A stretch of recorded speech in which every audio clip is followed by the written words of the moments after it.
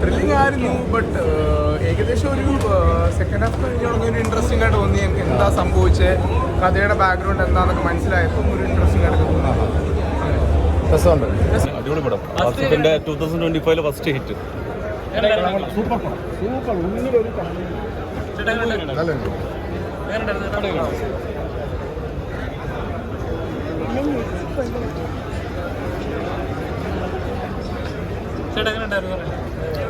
നിങ്ങൾ പറ.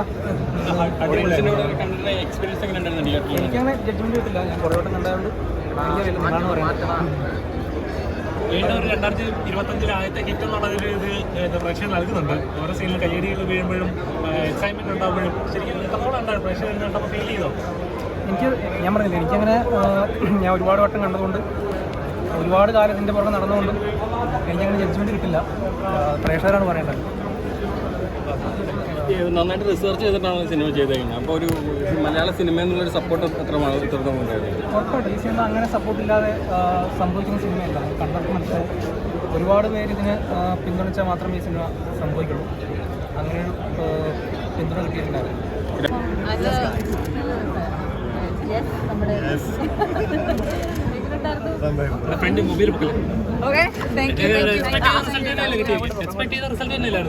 തീർച്ചയായിട്ടും അതിനേക്കാളും ഹാപ്പിയാണ്.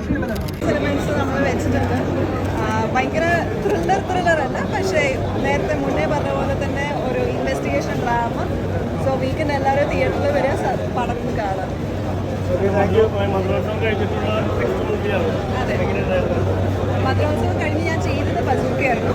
റിലീസാവുന്നതാണ് രേഖാചിത്രം.